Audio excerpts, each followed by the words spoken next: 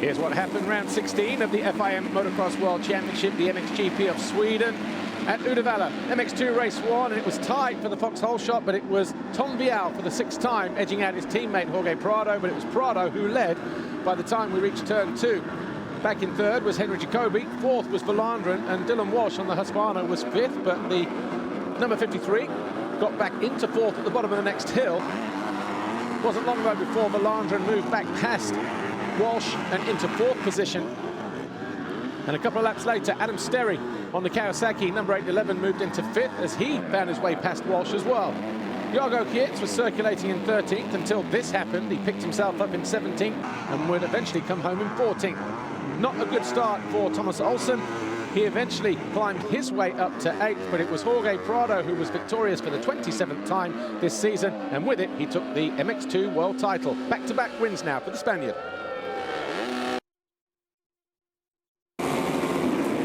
MXGP race 1, and back from injury, Jeffrey Hurlings grabbed his 2nd Foxhole shot of the campaign.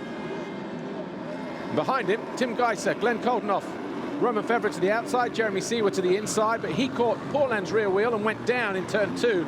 At the end of the first lap, the Swiss was in 17th. Tim Geiser fell from 2nd whilst challenging Hurlings. He picked himself up in 4th. Just after the halfway mark, Koldenoff found his way past Hurlings, and then the floodgates opened. Febvre, Geiser, Jonas all made their way through in quick succession. Before long, Hurlings was down in 5th.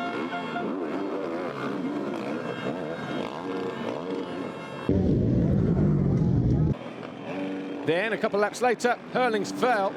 Tonas couldn't avoid him. The two crashed out. Hurlings retired with a bike issue. Arno Tonas eventually came home in 12th place. But Glenn Koldenoff took his 3rd race win of the season from Febvre and Geiser.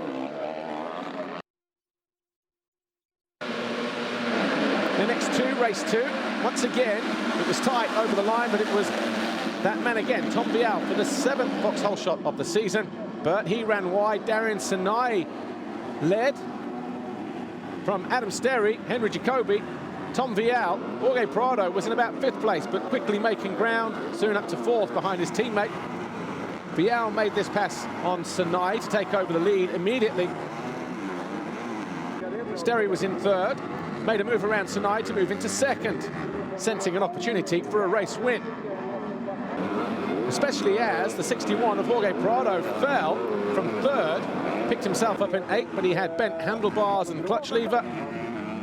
Kevin Valandren eased his way past to move up into 3rd on the American. Henry Jacobi, though, was not having a great time. He would retire with what looked like a knee or ankle injury, whilst his teammate fell from 2nd, lost it to Valandren.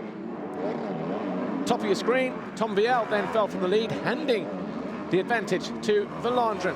He took his 1st win of the season, his 3rd MX2 race win. Tom Vial came home 2nd, Sterry 3rd, Prado 4th, Renault 5th. But Vial, with 2 second-place finishes, took his 1st ever career victory in MX2.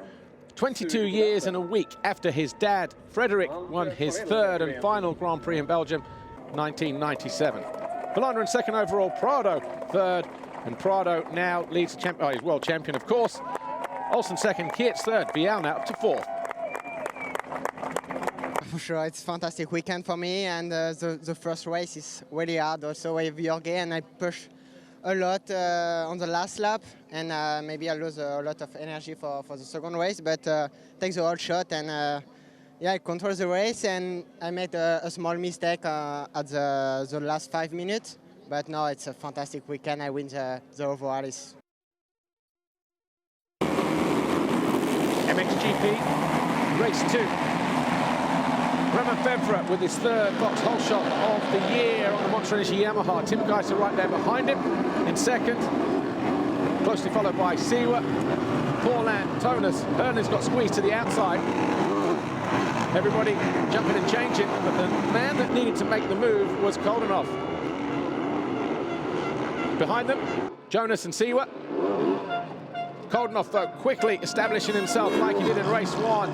Found his way past Seewer to move up into 5th place. Geiser then took over the lead from Roman Febvre. And then Febvre crashed out. And he went down hard as well. He clutching his left femur Not sure on the outcome of that at the moment, but the prognosis does not look good. Jeffrey Hurlings eventually carved his way to 4th with that move on Jeremy Seaver in the latter stages of the race. Glenn Koldenoff made a decisive pass on Paul Jonas to go into 2nd, and that would determine the overall outcome of this Grand Prix. Tim Geiser took his 16th race win of the season from Koldenoff and Jonas. Hurlings Seaver running out the top 5. Koldenoff back-to-back wins now in the last 2 rounds with a 1st and a 2nd here this weekend. Geiser on the podium, 2nd overall with a 3rd and a win. Jonas on the podium for the 2nd time this season. Geiser, Seaver, Paulan, the top 3 in the championship. Koldenoff now to 4th at the expense of Jonas, who is now in 5th.